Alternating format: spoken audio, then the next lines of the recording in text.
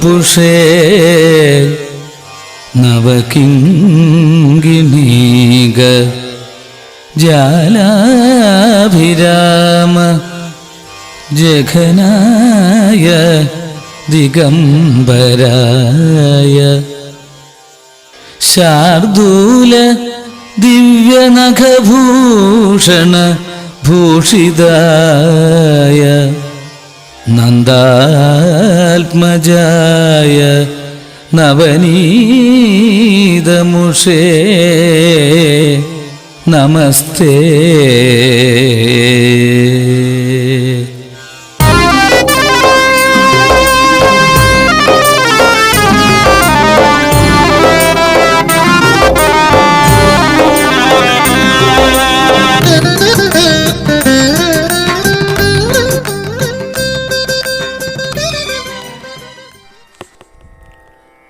ഓം നമോ ഭഗവതേ വാസുദേവായ. ഓം നമോ ഭഗവതേ വാസുദേവായ. ഓം നമോ ഭഗവതേ വാസുദേവായ. ഓം നമോ ഭഗവതേ വാസുദേവായ. ഓം നമോ ഭഗവതേ വാസുദേവായ. ഓം നമോ ഭഗവതേ വാസുദേവായ. ഓം നമോ ഭഗവതേ വാസുദേവായ. പീതാംബരം കരവിരാജിത ചക്രശംഖ കൗമോദഗീ സരസിജം കരുണാസമുദ്രം രാധാസഹായം അതിസുന്ദരമന്ദഹാസം വാതാലയേശമനിശം ഹൃദി ഭാവയാമി. ശ്രീ വാസുദേവമനിശം ഹൃദി ഭാവയാമി.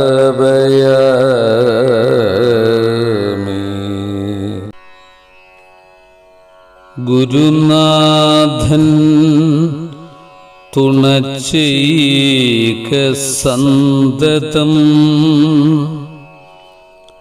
തിരുനാമങ്ങൾ നാവിന്മേലെപ്പോഴും പിരിയാതെയിരിക്കണം. നമ്മുടെ നരജന്മം സഫലമാക്കിയിടുവാൻ നരജന്മം സഫലമാക്കിയിടുവാൻ. കൃഷ്ണ കൃഷ്ണ മുകുന്ദ ജനാർദ്ദന കൃഷ്ണ ഗോവിന്ദ നാരായണ ഹരേ. അച്യുതാനന്ദ ഗോവിന്ദ മാധവ സച്ചിദാനന്ദ നാരായണ ഹരേ.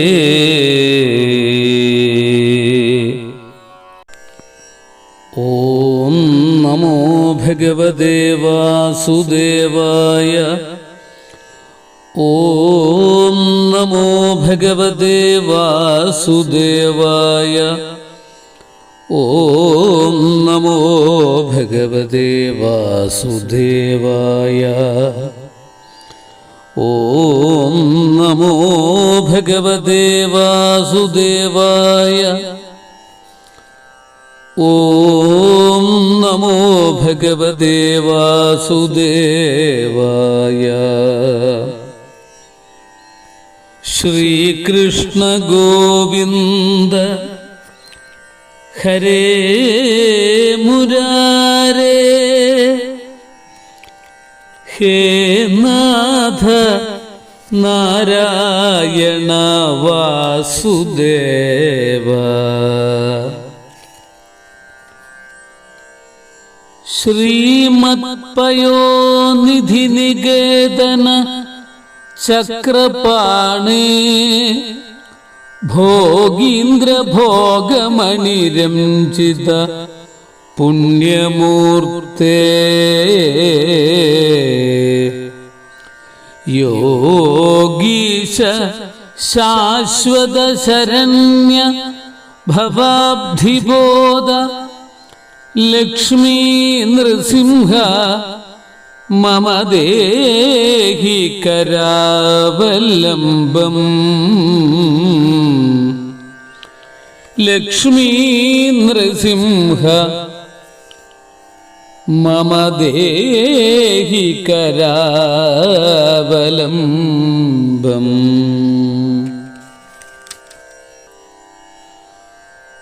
തമൽഭുതം ബാലകമംബുജേക്ഷണം ചതുർഭുജം ശംഖഗദാദ്യുതായുധം ശ്രീവത്സലക്ഷ്മം ഗളശോഭികൗസ്തുഭം പീതാംബരം സാന്ദ്രപയോദസൗഭഗം മഹാരഹവൈഡൂര്യകിരീടകുണ്ടലത്വിഷാ പരിഷ്വക്തസഹസ്രകുന്തളം ഉദ്ദാമകാഞ്ജംഗതകങ്കണാദിഭിः വിരോചമാനം വസുദേവ ഐക്ഷത. ധന്യാത്മാക്കളെ, സുഹൃത്തുക്കളെ, എല്ലാവർക്കും സാദര നമസ്കാരം. ശ്രീധരീയം ഭാഗവത പഠനത്തിലേക്ക് ഏവർക്കും സ്വാഗതം. ശ്രീധരീയം ഭാഗവത പഠനത്തിൽ ഇന്ന് ഭാഗവത പാഠം 238 ആണ് പഠിക്കുന്നത്. ശ്രീമദ് ഭാഗവതം പ്രഥമ സ്കന്ധം 12-ാം അധ്യായത്തിലെ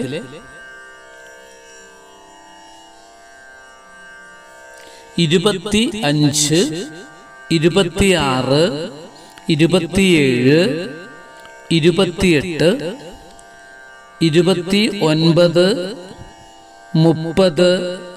33, 34, 35, 36 എന്നീ 12 ശ്ലോകങ്ങളാണ് പഠിക്കുന്നത്. ശ്രദ്ധയോടുകൂടി നമുക്ക് പഠിക്കാം. ധൃത്യാ ബലിസമകൃഷ്ണേ പ്രഹ്ലാദ ഇവ സദ്ഗ്രഹ ആഹർത്തൈഷോശ്വമേധാനാം വൃദ്ധാനാം പര്യുപാസക രാജഋഷീണാം ജനയിതാ ശാസ്താചോൽപഥഗാമിനാം നിഗ്രഹീതാ കലേരേഷ ഭുവോ ധർമ്മസ്യ കാരണാൽ തക്ഷകാദാത്മനോ മൃത്യും ദ്വിജപുത്രോപസർജിതാൽ പ്രപൽസ്യത ഉപശ്രുത്യ മുക്തസംഗ പദം ഹരേഃ ജിജ്ഞാസിതാത്മയാഥാത്മ്യോ മുനിർവ്യാസസുതാദസൗ ഹിത്വേദം നൃപഗംഗായാം യാസ്യത്യദ്ധാകുതോ ഭയം ഇതി രാജ്ഞ ഉപാദിശ്യ വിപ്രാജാതകഗോവിദാഃ ലബ്ധാപചിതയഃ സർവേ പ്രതിജഗ്മുസ്വകാൻ ഗൃഹാൻ സയേഷ ലോകേ വിഖ്യാത പരീക്ഷിതിയൽ പ്രഭു ഗർഭേ ദൃഷ്ടമനുധ്യായൻ പരീക്ഷേത നരേഷ്വിഹ സ രാജപുത്രോ വവൃദ്ധേ ആശു ശുക്ല ഇവോടുപ ആപൂര്യമാണ പിതൃഭി കാഷ്ഠാഭിരിവസോന്വഹം യക്ഷ്യമാണോശ്വമേധേന ജ്ഞാതിദ്രോഹജിഹാസയാ രാജാലബ്ധധനോ ദധ്യാവന്യത്ര കരദണ്ഡയോഃ തദഭിപ്രേതമാലക്ഷ്യ ഭ്രാതരൊച്യുത ചോദിതാഃ ധനം പ്രഹീണമാജഹ്രു ഉദീച്യാം ദിശി ഭൂരിശ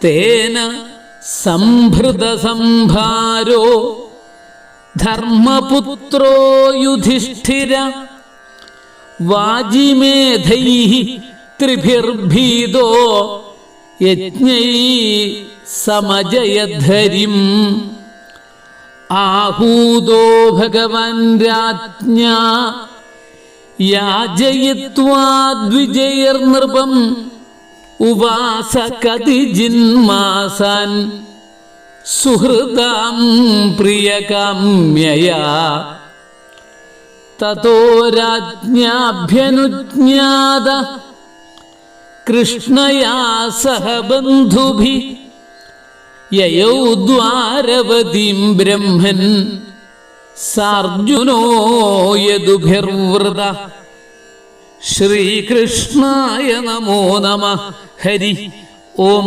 തത്സൽ ഇതി ശ്രീമദ്ഭാഗവതേ മഹാപുരാണേ പാരമഹംസ്യാം സംഹിതായാം പ്രഥമസ്കന്ധേ പരീക്ഷിത് ജന്മാദ്യുൽകർഷോ നാമ ദ്വാദശോധ്യായ സർവത്ര ഗോവിന്ദ നാമ സങ്കീർത്തനം ഗോവിന്ദ ഗോവിന്ദ. ധൃത്യാ ബലിസമകൃഷ്ണേ പ്രഹ്ലാദ ഇവ സദ്ഗ്രഹ ആഹർത്തൈഷോശ്വമേധാനാം വൃദ്ധാനാം പര്യുപാസക രാജഋഷീണാം ജനയിതാ ശാസ്താചോൽപഥഗാമിനാം നിഗ്രഹീതാ കലേരേഷ ഭുവോ ധർമ്മസ്യ കാരണാൽ തക്ഷകാദാത്മനോ മൃത്യും ദ്വിജപുത്രോപസർജിതാൽ പ്രപൽസ്യത ഉപശ്രുത്യ മുക്തസംഗ പദം ഹരേഃ ജിജ്ഞാസിതാത്മയാഥാത്മ്യോ മുനിർവ്യാസസുതാദസൗ ഹിത്വേദം നൃപഗംഗായാം യാസ്യത്യദ്ധാകുതോ ഭയം ഇതി രാജ്ഞ ഉപാദിശ്യ വിപ്രാജാതകഗോവിദാഃ ലബ്ധാപചിതയഃ സർവേ പ്രതിജഗ്മുസ്വകാൻ ഗൃഹാൻ സ ഏഷ ലോകേ വിഖ്യാത പരീക്ഷിതിയൽ പ്രഭു ഗർഭേ ദൃഷ്ടമനുധ്യായൻ പരീക്ഷേത നരേഷ്വിഹ സ രാജപുത്രോ വവൃദ്ധേ ആശു ശുക്ല ഇവോടുപ ആപൂര്യമാണ പിതൃഭി കാഷ്ഠാഭിരിവസോന്വഹം യക്ഷ്യമാണോശ്വമേധേന ജ്ഞാതിദ്രോഹജിഹാസയാ രാജാലബ്ധധനോ ദധ്യാവന്യത്ര കരദണ്ഡയോഃ തദഭിപ്രേതമാലക്ഷ്യ ഭ്രാതരൊച്യുത ചോദിതാഃ ധനം പ്രഹീണമാജഹ്രു ഉദീച്യാം ദിശി ഭൂരിശ തേന സംഭൃത സംഭാരോ ധർമ്മപുത്രോ യുധിഷ്ഠിര വാജിമേധൈഃ ത്രിഭിർഭീതോ യജ്ഞൈ സമജയധരിം ആഹൂതോ ഭഗവൻ രാജ്ഞാ യാജയിത്വാ ദ്വിജൈർനൃപം ഉവാസ കതിജിന്മാസാൻ സുഹൃതാം പ്രിയകാമ്യയാ തതോ രാജ്ഞാഭ്യനുജ്ഞാത കൃഷ്ണയാ സഹ ബന്ധുഭിഃ യയൗ ദ്വാരവതീം ബ്രഹ്മൻ സാർജുനോ യദുഭിർവൃതഃ ശ്രീകൃഷ്ണായ നമോ നമഃ. ഹരി ഓം തത്സൽ ഇതി ശ്രീമദ്ഭാഗവതേ മഹാപുരാണേ പാരമഹംസ്യാം സംഹിതായാം പ്രഥമസ്കന്ധേ പരീക്ഷിത് ജന്മാദ്യുൽകർഷോ നാമ ദ്വാദശോധ്യായ. സർവത്ര ഗോവിന്ദ നാമ സങ്കീർത്തനം. ഗോവിന്ദ ഗോവിന്ദ. ഈ 12 ശ്ലോകങ്ങളുടെ പദങ്ങളും അന്വയവും അന്വയാർത്ഥവും ഭാവാർത്ഥവും നമുക്ക് ശ്രദ്ധയോടുകൂടി പഠിക്കാം. ശ്ലോകം 25. ധൃത്യാ ബലിസമകൃഷ്ണേ പ്രഹ്ലാദ ഇവ സദ്ഗ്രഹ ആഹർത്തൈശോശ്വമേധാനാം വൃദ്ധാനാം പര്യുപാസക. ധൃത്യാ മനസ്ഥിരത കൊണ്ട് ബലിസമ ബലിക്ക് തുല്യനും മഹാബലിക്ക് തുല്യനും പ്രഹ്ലാദ ഇവ പ്രഹ്ലാദനെന്ന പോലെ കൃഷ്ണേ കൃഷ്ണനിൽ സദ്ഗ്രഹ സത്സ്വഭാവമുള്ളവനും അശ്വമേധാനാം അശ്വമേധങ്ങളെ ആഹർത്ത അനുഷ്ഠിക്കുന്നവനും വൃദ്ധാനാം വൃദ്ധന്മാരുടെ പര്യുപാസക സേവകനുമായിരിക്കും. ധൈര്യത്തിൽ മഹാബലിക്ക് തുല്യനും ശ്രീകൃഷ്ണ ഭക്തിയിൽ പ്രഹ്ലാദ സദൃശനും ആയിരിക്കും. ഇവൻ അശ്വമേധങ്ങളെ ചെയ്യും, മഹാന്മാരെ ഇവൻ ഉപാസിക്കും എന്ന് ഈ 1-ാം ശ്ലോകത്തിലൂടെ മനസ്സിലാക്കി തരുന്നു. ശ്ലോകം 26. രാജഋഷീണാം ജനയതാ ശാസ്താചോൽപഥഗാമിനാം നിഗൃഹീതാ കലേശ്ചൈഷാ ഭുവോ ധർമ്മസ്യ കാരണാൽ. 26-ാം ശ്ലോകം ഒന്നുകൂടി ശ്രദ്ധിക്കുക. രാജഋഷീണാം ജനയിതാ ശാസ്താചോൽപഥഗാമിനാം നിഗ്രഹീതാഃ കലേരേഷാ ഭുവോ ധർമ്മസ്യ കാരണാൽ. രാജഋഷീണാം രാജഋഷികളുടെ ജനയിതാ പിതാവും ഉൽപഥഗാമിനാം സന്മാർഗം തെറ്റി നടക്കുന്നവരുടെ ശാസ്താച രക്ഷകനും ശിക്ഷകനും ശാസ്താച ശിക്ഷകനും ഭുവ ഭൂമിയുടെ ധർമ്മസ്യ കാരണാൽ ധർമ്മത്തിനു വേണ്ടിയിട്ടു ഏഷ ഇവൻ കലേച്ച കലിയുടെയും നിഗൃഹീത നിഗ്രഹണകർത്താവായി വരും. കലേരേഷ എന്നും പാഠഭേദം ഉണ്ട്. അർത്ഥം മനസ്സിലാക്കാം. ശ്രേഷ്ഠന്മാരായ രാജർഷികൾ ഇവനിൽ നിന്നുണ്ടാകും. ധർമ്മമാർഗം തെറ്റി നടക്കുന്നവരെ ഇവൻ ശാസിക്കും, ശിക്ഷിക്കും. ഭൂമിയിൽ ധർമ്മം നിലനിൽക്കേണ്ടതിനായിട്ട് ഇവൻ കലിയുടെ ശാസ്താവായി വരും. അതായത് കലിയുടെ ശിക്ഷകനായിട്ട് വരും. ശാസ്താവ്, ശിക്ഷകൻ. എല്ലാ മനുഷ്യരെയും ദുഷിപ്പിക്കുവാൻ സമർത്ഥനായ കലിയെ ശാസിപ്പാൻ ഇവന് കഴിയും. അതിനാൽ ഇവൻ സാമാന്യ മനുഷ്യനല്ല, സാമാന്യ മനുഷ്യനല്ല എന്ന് സാരം. നിഗ്രഹീത എന്ന ഭേദം നിഗ്രഹിച്ചില്ല, ശാസിച്ച് നിയന്ത്രിച്ചതേ ഉള്ളൂ എന്നൊക്കെയുള്ള അർത്ഥം വരാൻ വേണ്ടിയിട്ട് പ്രയോഗിച്ചു എന്ന് മാത്രം. ശ്ലോകം 27. തക്ഷകാദാത്മനോ മൃത്യും ദ്വിജപുത്രോപസർജിതാൽ പ്രപൽസ്യത ഉപശ്രുത്യ മുക്തസംഗപദം ഹരേഃ. ദ്വിജപുത്രോപസർജിതാൽ ബ്രാഹ്മണപുത്രനാൽ പ്രേരിപ്പിക്കപ്പെട്ട തക്ഷകാത്, തക്ഷകനിൽ നിന്ന് ആത്മന, ആത്മാവിന്റെ മൃത്യും മരണത്തെ ഉപശ്രുത്യ കേട്ടിട്ട് മുക്തസംഗ എല്ലാറ്റിൽ നിന്നും മനസ്സിനെ വിടർത്തിയിട്ട് മാറ്റിയിട്ട് ഹരേഃ ഹരിയുടെ പദം ചരണത്തെ പ്രപൽസ്യതേ പ്രാപിക്കും.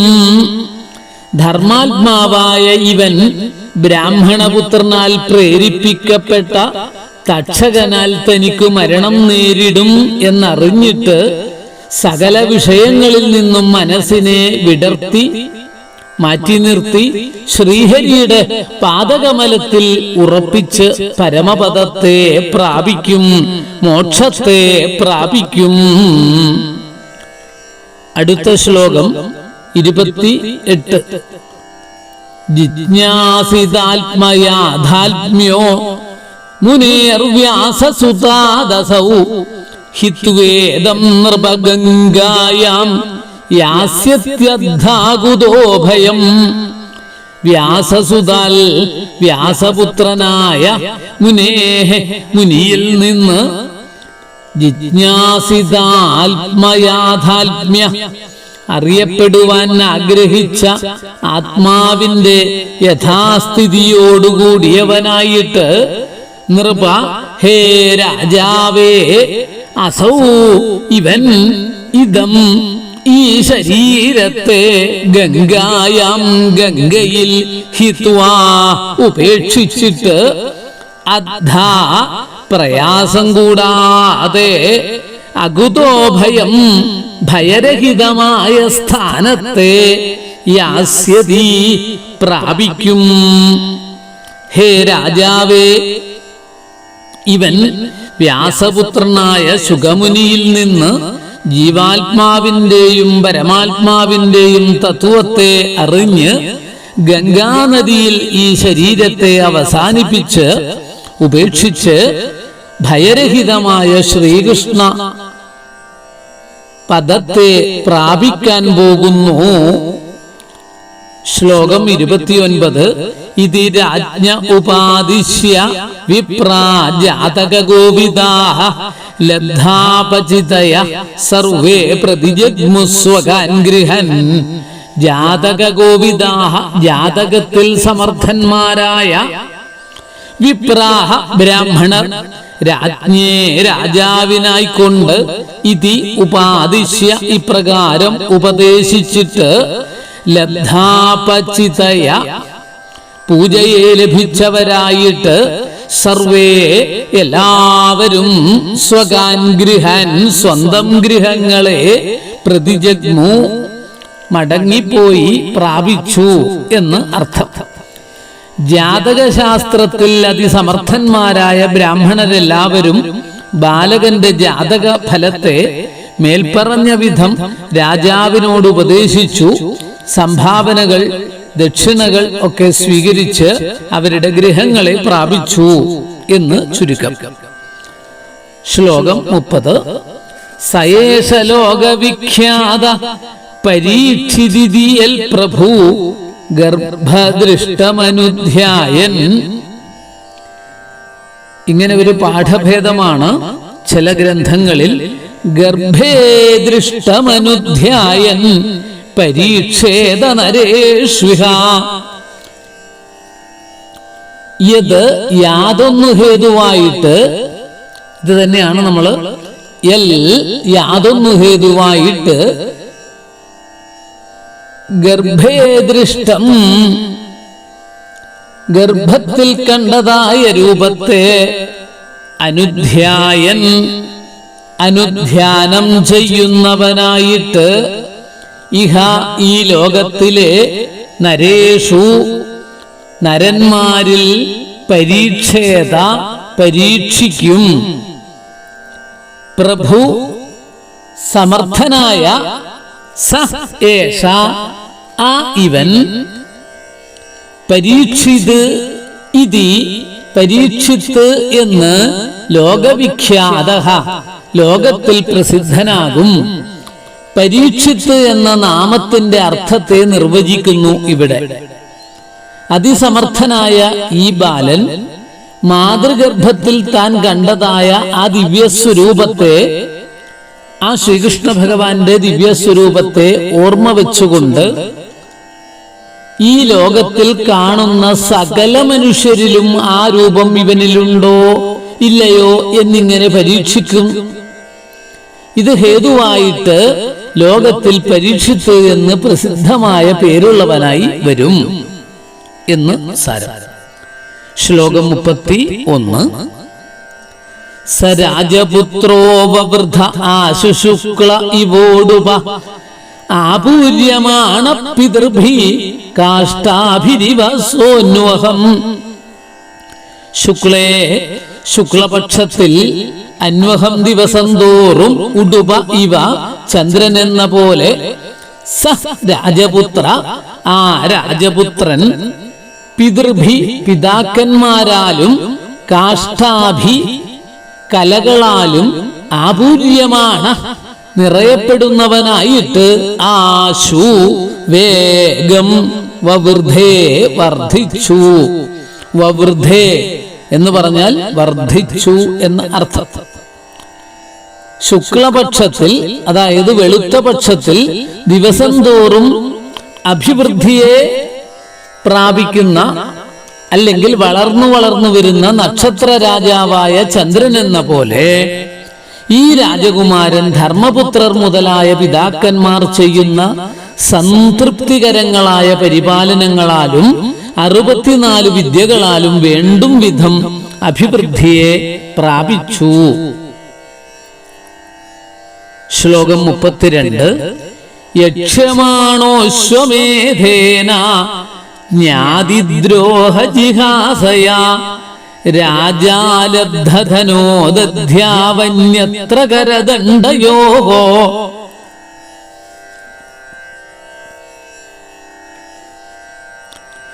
ജ്ഞാതിദ്രോഹ ജിഹാസയാ ബന്ധുക്കൾ യാദവന്മാർ ഇവരെ സംഹരിച്ച പാപം തീർക്കാനുള്ള ആഗ്രഹത്താൽ അശ്വമേധേന അശ്വമേധം കൊണ്ട് യക്ഷമാണ് യജിപ്പാൻ ഭാവിച്ച രാജാ ധർമ്മപുത്രർ കരദണ്ഡയോ അന്യത്ര കപ്പം ദണ്ഡശിക്ഷ എന്നിവയിൽ നിന്നുണ്ടാകുന്ന ധനം കൂടാതെ അലബ്ധധന ലഭിക്കാത്ത ധനത്തോടുകൂടിയവനായിട്ട് ദധ്യൂ ധ്യാനിച്ചു. പരീക്ഷത്തിന്റെ ഭാവഗുണങ്ങളെ നിരൂപിച്ച ശേഷം 15-ാം അധ്യായത്തിന്റെ അവസാനം വരെ ധർമ്മപുത്രർ എന്തു ചെയ്തുവെന്ന ചോദ്യത്തിന് ഉത്തരം പറയുന്നു. മുൻപ് ഒരിക്കൽ സൂചിപ്പിച്ചതായ ധർമ്മപുത്രരുടെ അശ്വമേധങ്ങളെ യഥാവസരം വീണ്ടും ആവർത്തിച്ചു പറയുന്നു. വംശവൃദ്ധികരനായ ബാലന്റെ ജനനത്താൽ സന്തുഷ്ടനായിരിക്കുന്ന, അതായത് പരീക്ഷത്തിന്റെ ജനനത്താൽ സന്തോഷം അധികരിച്ചിരിക്കുന്ന അവസരത്തിൽ രാജാവായ ധർമ്മനന്ദനൻ യാദവന്മാരെയും ബന്ധുക്കളെയും ദ്രോഹിച്ചത് നിമിത്തമുള്ള പാപത്തെ പരിഹരിപ്പാനുള്ള ആഗ്രഹത്താൽ അശ്വമേധം എന്ന മഹായാഗം നടത്തണമെന്ന് ആലോചിച്ചു. ആ യാഗത്തിന് വേണ്ടുന്ന ചെലവിന് രാജ്യങ്ങളിൽ നിന്ന് രാജഭോഗമായി സിദ്ധിക്കുന്ന ധനം, അതായത് നികുതി ഇനത്തില് സിദ്ധിക്കുന്ന ധനവും ദണ്ഡ്യന്മാരെ ദണ്ഡിക്കുന്നതിൽ നിന്ന്, അതായത് ശിക്ഷിക്കാൻ അർഹതയുള്ളവരെ ശിക്ഷിക്കുന്നതിലൂടെ കിട്ടുന്ന പിഴയായിട്ടും മറ്റും വസൂലാക്കുന്ന ധനം, ഇത് കൂടാതെ കഴിക്കണം. അതിന് വഴി എന്തെന്ന് ആലോചിച്ചു. ഈ നികുതി എടുത്തിട്ടും രാജഭണ്ഡാരത്തിലേക്ക് വരുന്ന പിഴയെടുത്തിട്ടും അല്ലാതെ എങ്ങനെ ഈ യാഗം നടത്തണം എന്ന് ഇദ്ദേഹം ആലോചിച്ചു. രാജാവിന് ന്യായമായി സിദ്ധിക്കുന്ന മേൽക്കാണിച്ച രണ്ടു വിധം ധനം. ഒന്ന്, രാജ്യപരിപാലനത്തിന് സഹായിക്കുന്ന ഉദ്യോഗസ്ഥന്മാരെ ഭരിപ്പാനും പ്രജാക്ഷേമകരങ്ങളായ മറ്റു വിഷയങ്ങൾക്കും വേണ്ടിയിട്ടാണ് ഉപയോഗിക്കേണ്ടത്. അല്ലാതെ സ്വപാപപരിഹാരങ്ങളായ കർമ്മങ്ങളെ നിർവഹിക്കുന്നതിന് ഉപയോഗിച്ചുകൂടാ എന്നുള്ള ധർമ്മശാസ്ത്രത്തെ അറിയുന്ന രാജാവ് യാഗത്തിന് പണം ഏതുവിധമാണ് സമ്പാദിക്കേണ്ടതെന്ന് ചിന്തിച്ചുവെന്ന് സാരം. അടുത്ത ശ്ലോകം 33. തദഭിപ്രേതമാലക്ഷ്യ ഭ്രാതരോച്യുത ചോദിതാഹ ധനം പ്രഹീണമാജഹ്രു ഉദീച്യാം ദിശി ഭൂരിശ.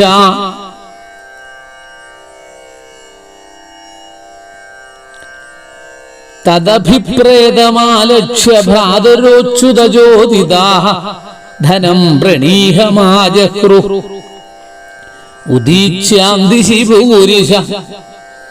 തദഭിപ്രേതം, അവന്റെ അഭിപ്രായത്തെ, ആലക്ഷ്യ അറിഞ്ഞിട്ട്, ഭ്രാതര സഹോദരന്മാർ, അച്യുത ജ്യോതിദാഹ ശ്രീകൃഷ്ണനാൽ പ്രേരിപ്പിക്കപ്പെട്ടവരായിട്ട്, ഉദീച്യാദിശി വടക്കേ ദിക്കിൽ, ഭൂരിശ അനേകമായിട്ട്, പ്രഹീണാം ഉപേക്ഷിക്കപ്പെട്ടതായ, ധനം ധനത്തെ, ആജഹ്രു ആഹരിച്ചു.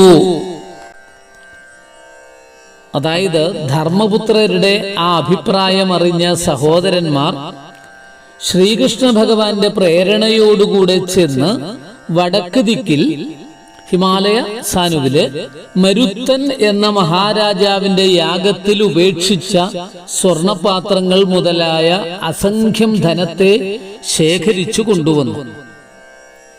ശ്ലോകം 34. തേന സംഭൃത സംഭാരോധ പുത്രോ യുധിഷ്ഠിര വാജിമേധൈഹി ത്രിഭിർഭീതോ യജ്ഞൈ സമയജദ്ധരിം. തേന അതുകൊണ്ട്, സംഭൃത സംഭാര സംഭരിക്കപ്പെട്ട സംഭാരത്തോടുകൂടിയവനും, അതായത് ശേഖരിക്കപ്പെട്ട ധനത്തോടുകൂടിയവനും, ഭീത ഭയമുള്ളവനുമായ ധർമ്മപുത്ര യുധിഷ്ഠിര, ധർമ്മപുത്രനായ യുധിഷ്ഠിരൻ, ത്രിഭി വാജിമേധൈഹി യജ്ഞൈഹി 3 അശ്വമേധ യാഗങ്ങൾ കൊണ്ട്, ഹരിം ഹരിയെ സമയജൽ പൂജിച്ചു. ആ ധനം കൊണ്ട് യാഗത്തിന് വേണ്ട സകല സംഭാരങ്ങളെയും ശേഖരിച്ചു. ബന്ധുദ്രോഹ നിമിത്തമുള്ള പാപത്തെ ഭയപ്പെട്ട് അതിനെ പരിഹരിക്കാൻ ഉള്ള അത്യാശയോടുകൂടെ ധർമ്മപുത്രനായ യുധിഷ്ഠിരൻ 3 അശ്വമേധ യാഗങ്ങൾ കൊണ്ട് യജ്ഞങ്ങളുടെ ഫലത്തെ ദാനം ചെയ്യുന്ന യജ്ഞേശ്വരനായ ശ്രീഹരിയെ പൂജിച്ചു എന്ന് താല്പര്യം. ശ്രദ്ധിക്കുക, നേരത്തെ 14-ാമത്തെ ശ്ലോകത്തിൽ പറഞ്ഞത് വളരെ ശ്രദ്ധിക്കുക. അതിനു മുമ്പ് ഉള്ള ശ്ലോകത്തിൽ പറഞ്ഞതും ശ്രദ്ധിക്കുക. അതായത് ശ്രദ്ധിക്കുക, നേരത്തെ 33-ാമത്തെ ശ്ലോകത്തിൽ പറഞ്ഞത് വടക്ക് ദിക്കിൽ മരുത്തൻ എന്ന മഹാരാജാവിന്റെ യാഗത്തിൽ ഉപേക്ഷിച്ച സ്വർണപാത്രങ്ങൾ ഇതൊക്കെയാണ് കൊണ്ടുവന്നത്. മരുത്തൻ മറക്കരുത്. ഇവിടെ പറയുന്നത് 3 അശ്വമേധ യാഗങ്ങളാണ് ധർമ്മപുത്ര മഹാരാജാവ് നടത്തിയിട്ടുള്ളത്. ഓർമ്മിക്കുക. ശ്ലോകം 35. ആഹൂതോ ഭഗവാൻ രാജ്ഞാ യാജയിത്വാ ദ്വിജൈർനൃപം ഉവാസകതിജിന്മാസാൻ സുഹൃദാം പ്രിയകാമ്യയാ. രാജ്ഞാ രാജാവിനാൽ അഹൂത ഭഗവാൻ ആഹ്വാനം ചെയ്യപ്പെട്ട ശ്രീകൃഷ്ണൻ ദ്വിജൈഹി ബ്രാഹ്മണരെ കൊണ്ട് നൃപം രാജാവിനെ യാജയിത്വാ യജിപ്പിച്ചിട്ട് യജ്ഞം ചെയ്യിപ്പിച്ചിട്ട് സുഹൃദാം സുഹൃത്തുക്കളുടെ പ്രിയകാമ്യയാ പ്രിയകാംക്ഷ കൊണ്ട് കതിജിന്മാസാൻ കുറേ മാസങ്ങളെ ഉവാസാവസിച്ചു. ഈ യാഗങ്ങളെ നിർവിഘ്നം നടത്തിത്തരുവാൻ കരുണയുണ്ടാകണമെന്ന് പ്രാർത്ഥിച്ച് ധർമ്മപുത്രർ ഭഗവാനായ ശ്രീകൃഷ്ണനെ ക്ഷണിച്ചു വരുത്തി. ശ്രീകൃഷ്ണൻ ധർമ്മപുത്രർ വിളിച്ചതുകൊണ്ട് കർമ്മനിപുണന്മാരായ ബ്രാഹ്മണരെ കൊണ്ട് രാജാവിന്റെ യാഗം നടത്തിച്ചു കൊടുത്തു. സുഹൃത്തുക്കളായ അവരുടെ ഇഷ്ടത്തെ അനുസരിച്ച് അവർക്ക് സന്തോഷത്തെ ജനിപ്പിക്കുവാനായിട്ട് ആ രാജധാനിയിൽ കുറെ മാസങ്ങളെ കഴിച്ചുകൂട്ടി. ശ്ലോകം 36. തതോ രാജ്ഞാഭ്യനുജ്ഞാത കൃഷ്ണയാ സഹ ബന്ധുഭി യയോ ദ്വാരവതീം ബ്രഹ്മൻ സാർജുനോ യദുഭിർവൃത. തഥാ അനന്തരം അതിനുശേഷം രാജാവിനാലും കൃഷ്ണയാ സഹ ബന്ധുഭി പാഞ്ചാലി സഹിതന്മാരായ ബന്ധുക്കളാലും അഭ്യനുജ്ഞാത അനുജ്ഞ നൽകപ്പെട്ടവനായിട്ട് യദുഭി വൃത യദുക്കളാൽ ചുറ്റപ്പെട്ടവനും സാർജുന അർജുന സഹിതനുമായിട്ട് ബ്രഹ്മൻ ഹേ ബ്രാഹ്മണ ദ്വാരവതീം ദ്വാരകയെ യയൗ പ്രാപിച്ചു. ഹേ ശൗനകമുനെ, യുധിഷ്ഠിര മഹാരാജാവ് പാഞ്ചാലി ബന്ധുജനങ്ങൾ എന്നിവരോടെല്ലാം സമ്മതം വാങ്ങി യാദവന്മാരാൽ ചുറ്റപ്പെട്ട ശ്രീകൃഷ്ണ ഭഗവാൻ അർജുന സഹിതനായിട്ട് ദ്വാരകയെ പ്രാപിച്ചു. ഇതോടെ പ്രഥമസ്കന്ധത്തിലെ പരീക്ഷിത്ത് ജന്മാദ്യുൽക്കർഷം എന്ന 12-ാം അധ്യായം സമർപ്പിച്ചു. ഇനി സുബ്രഹ്മണ്യൻ തിരുമുമ്പിന്റെ മലയാള വ്യാഖ്യാന ശ്ലോകങ്ങൾ നമുക്ക് ശ്രദ്ധിച്ചു കേൾക്കാം. സ്ഥൈര്യത്താൽ ബലിയും ഭക്ത്യാ പ്രഹ്ലാദൻ താനുമാമിവൻ വൃദ്ധോപാസകനായി അശ്വമേധകർത്താവുമാമിവൻ രാജർഷികൾക്കച്ഛനാവും തെറ്റുകാരെ ഒതുക്കിടും ഭൂവിൻ ധർമ്മം കാക്കുവാനായി കലിയേയും അമർത്തിടും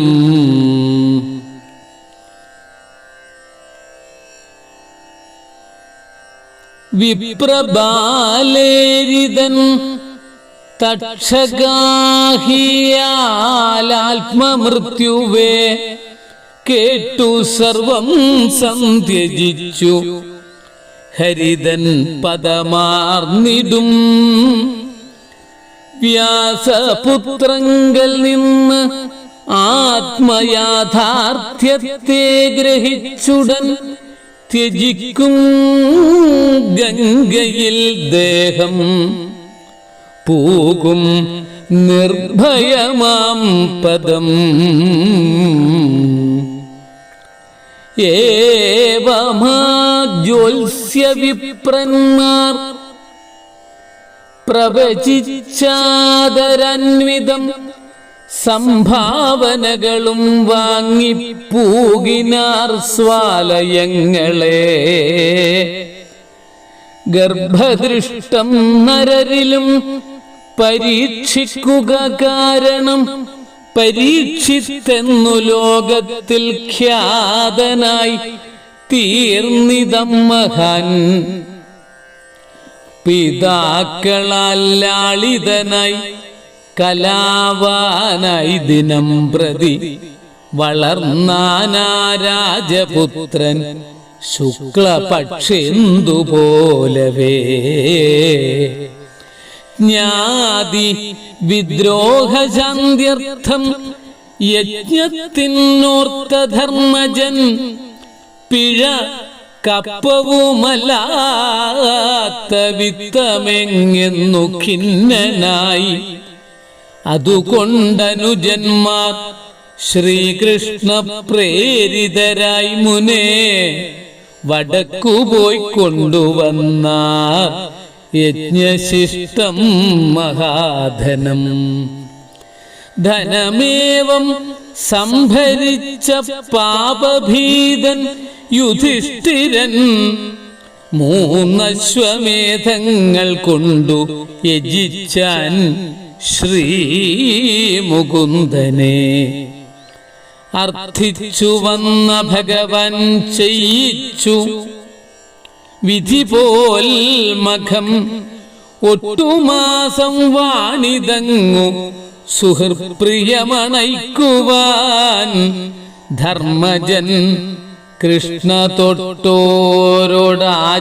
വാങ്ങി സപാർത്ഥനായി പോയാൻ ദ്വാരകയിൽ. പിന്നെ യദു സംവൃതനായി ഹരി. 12-ാം അധ്യായം കഴിഞ്ഞു. ശ്രീകൃഷ്ണ അർപ്പണമസ്തു. ശ്രദ്ധയോടുകൂടി നമുക്ക് ഈ ശ്ലോകങ്ങളും പദങ്ങളും അർത്ഥങ്ങളൊക്കെ പഠിക്കാം. പലതവണ കേട്ട് പഠിക്കുകയാണെങ്കിൽ അത് ഹൃദയത്തിൽ ഉറച്ചു നിൽക്കും. പിന്നെ കേൾക്കാതെ ഇത്രയും ശ്ലോകങ്ങളാണെന്ന് മനസ്സിലാക്കിയിട്ട് ഭാഗവതം തുറന്നു വെച്ച് നേരിട്ടങ്ങ് ചൊല്ലിയിടുക എന്നുള്ളത് അഭികാമ്യമല്ല, യഥാർത്ഥ പഠിതാക്കളുടെ ലക്ഷണമല്ല. ആചാര്യമുഖത്തിൽ നിന്ന് നേരിട്ട് കേട്ട് പഠിക്കേണ്ടതിന് പകരമാണ് ചൊല്ലിയിട്ട് ഇപ്പോഴിങ്ങനെ കേൾക്കാൻ പറഞ്ഞിരിക്കുന്നത്. പക്ഷേ തീരെ കേൾക്കാതെ നേരിട്ട് ചൊല്ലിയിടുന്നവരുണ്ടെന്ന് അവരുടെ ഉച്ചാരണവും അക്ഷര ശുദ്ധിയും പദഛേദവും കേട്ടാൽ അറിയാൻ സാധിക്കുന്നു. ഇത് ആരെയും ബോധ്യപ്പെടുത്താനല്ല, സ്വയം ബോധ്യപ്പെടുത്തുവാനും ഗുരുത്വമുണ്ടാക്കിക്കൊണ്ട് മുന്നോട്ട് പോകുവാനും വേണ്ടിയിട്ടാണ് സൂചിപ്പിക്കുന്നത്. അതുകൊണ്ട് ഇത് ശ്രദ്ധയോടുകൂടി കുറച്ച് ആവൃത്തിയെങ്കിലും കേട്ടതിനു ശേഷം ചൊല്ലിയിടുകയാണ് വേണ്ടതെന്ന് വിനയപുരസ്സരം ഓർമ്മപ്പെടുത്തുന്നു. എല്ലാവർക്കും ഗുരുപരമ്പരകളുടെ ഗുരുവായൂരപ്പന്റെ അനുഗ്രഹം ഉണ്ടാവട്ടെ എന്ന് പ്രാർത്ഥിക്കുന്നു. ഹരി ഓം. നമസ്കാരം.